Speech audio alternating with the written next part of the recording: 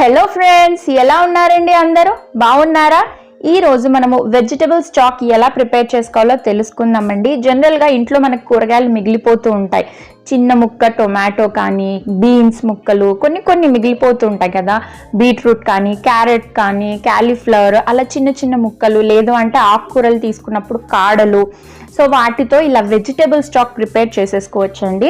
So వీటిని మనము store చేసి పెట్టుకొని సూప్స్లో కానీ కొన్ని రెసిపీస్ ఉన్నాయి. సో వాటిని మనము ఈ స్టాక్తో ప్రిపేర్ చేసుకుంటే టేస్ట్ చాలా బాగుంటుంది.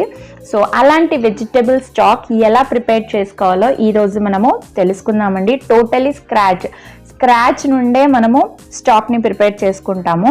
సో ముఖ్యంగా ఆకుకూరలు తీసుకున్నప్పుడు కాడలు అవన్నీ ఉంటాయి కదా. సో వాటిని అన్నీ ఒక దాంట్లో పెట్టేసుకుని లాస్ట్లో మిగిలిపోయిన కూరగాయలు, సో వాటితో స్టాక్ ఎలా చేయాలో తెలుసుకుందాము. So root part తీసేసేయాలండి.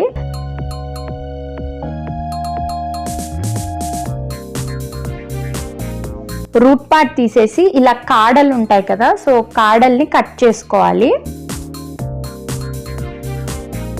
ఒక్కొక్కసారి మనకి కాడలు అనేవి చాలా థిక్గా ఉంటాయి, ముదురు కాడలు ఉంటాయి కదా.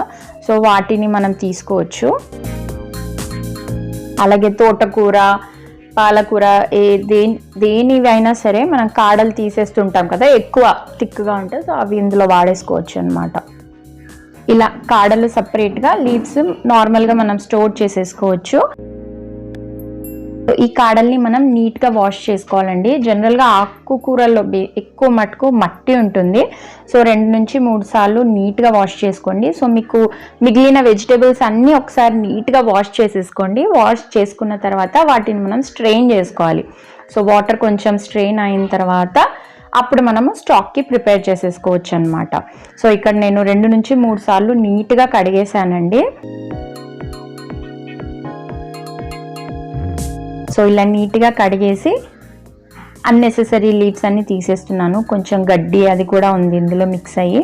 సో అవన్నీ తీసేసి స్ట్రెయిన్ చేసేసుకోవాలి. సో చూసారు కదా, నీట్గా వాష్ చేసేసాను.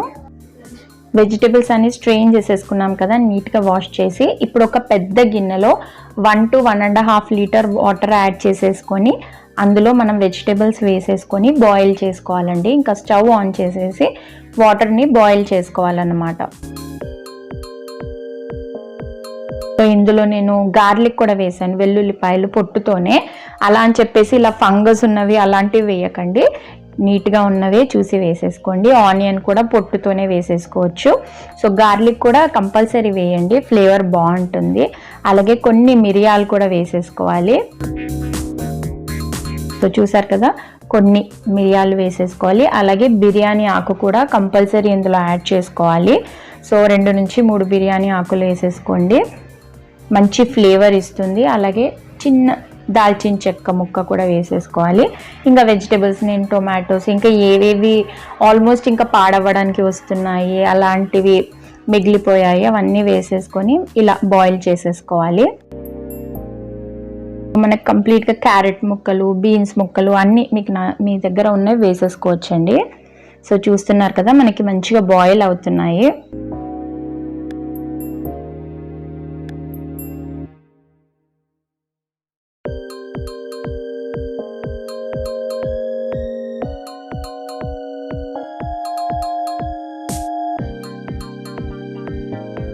మనం 1.5 లీటర్ నుంచి 1 లీటర్ వరకు అయిపోయిందండి వాటర్ ఆల్మోస్ట్గా, చూస్తున్నారు కదా. సో ఇప్పుడు మనం ఇందులో మీకు కావాలి అంటే సాల్ట్ కూడా యాడ్ చేసేసుకోవచ్చు, అది ఆప్షనల్ అండి. సో ఇంకా మనం వాటర్ని స్ట్రెయిన్ చేసేసుకోవచ్చు. ఇలా స్ట్రెయిన్ చేసేసి ఇంకా మనకి ఇందులో కూడా చాలా వాటర్ ఉంటుంది. సో కొంచెం స్పూన్తో కానీ ఏదైనా స్పాచులా తీసేసుకొని ఇలా నీట్గా స్క్వీజ్ చేసేసుకోవాలి. అందులో ఉన్న జ్యూస్ అంతా మనకు వచ్చేసేయాలన్నమాట. సో వెల్లుల్లిపాయలు, ముఖ్యంగా వెల్లుల్లిపాయల ఫ్లేవర్ చాలా బాగుంటుంది ఇందులో. సో ఇలా కంప్లీట్గా మ్యాష్ చేసుకోవాలి, మొత్తం స్క్వీజ్ చేయాలండి జ్యూస్ కంప్లీట్గా.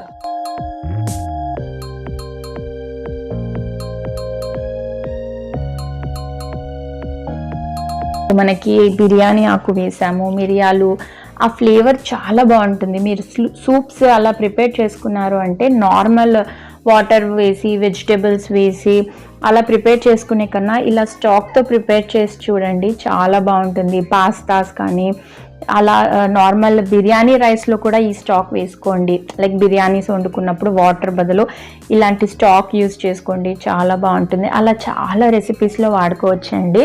సో మీకు ఏదైనా పర్టికులర్గా ఏదైనా వెజిటేబుల్ స్టాక్తో రెసిపీ కావాలి అనుకుంటే కామెంట్ సెక్షన్లో తెలియజేయండి, నేను తప్పకుండా మీకు చూపిస్తాను. సో చూసారు కదా, ఇలా కంప్లీట్గా స్క్వీజ్ చేసేసాము. ఇంకా మనం వాటర్ని చల్లారనివ్వాలండి. సో ఇంకా ఇది పిప్పి పడేసేయచ్చండి ఆల్మోస్ట్ ఈ కేక్ని. సో చూసారు కదా, మనకి స్టాక్ వచ్చేసింది. దీన్ని ఒక 1 వీక్ వరకు ఫ్రిడ్జ్లో స్టోర్ చేసి పెట్టుకోవచ్చు. సో కొంచెం చల్లారాలి. చల్లారిన తర్వాత మనం ఒక బాటిల్లో కానీ ఎందులో అయినా స్టోర్ చేసేసి ఫ్రిడ్జ్లో పెట్టేసుకున్నారంటే మీరు ఏదైనా ప్రిపేర్ చేస్తున్నప్పుడు ఈ వాటర్ని యూజ్ చేసుకోవచ్చు. పిల్లలకి కూడా యూజ్ చేసుకోవచ్చు అండి. సో పిల్లలకి ఫుడ్ ప్రిపేర్ చేస్తాం కదా, చిన్న పిల్లలకి ఫుడ్ ప్రిపేర్ చేసేటప్పుడు ఇది వేసుకోవచ్చు. ఎందుకంటే మనం ఇందులో అన్ని కూరగాయలు అన్నీ యూస్ఫుల్వే వేసాము. సో జస్ట్ దాని స్టాక్ అన్నమాట. సో చాలా బాగుంటుంది ఫ్లేవర్ కూడా. సో వీటిని మనము చిన్న బాటిల్లో స్టోర్ చేసేసి ఫ్రిడ్జ్లో పెట్టేసుకున్నామంటే ఎప్పుడు కావాలి అనుకుంటే అప్పుడు తీసి వాడుకోవచ్చు అండి. సో మనకి వెజిటబుల్ స్టాక్ రెడీ అయిపోయింది. సో మీరు కూడా తప్పకుండా ప్రిపేర్ చేసుకొని రెసిపీస్ ఏదైనా కావాలి అనుకుంటే కామెంట్ సెక్షన్లో తెలియజేయండి. మీ అందరికీ వీడియో నచ్చితే లైక్ చేయండి, షేర్ చేయండి. అలాగే ఛానల్ని కొత్తగా చూస్తున్న వాళ్ళు సింపుల్ సౌమ్య తెలుగు ఛానల్కి సబ్స్క్రైబ్ చేసుకోవడం అస్సలు మర్చిపోద్దు. అలాగే పక్కనే ఉన్న బెల్ ఐకాన్ని క్లిక్ చేస్తే నేను కొత్తగా వీడియోస్ పెట్టగానే మీకు నోటిఫికేషన్స్ వెంటనే వచ్చేస్తాయి. మరిన్ని మంచి వీడియోస్తో మళ్ళీ మీ ముందుకు వస్తాను. మీ అందరి సపోర్ట్ మా అందరికీ ఉంటుందని ఆశిస్తున్నాను. Thank you for watching.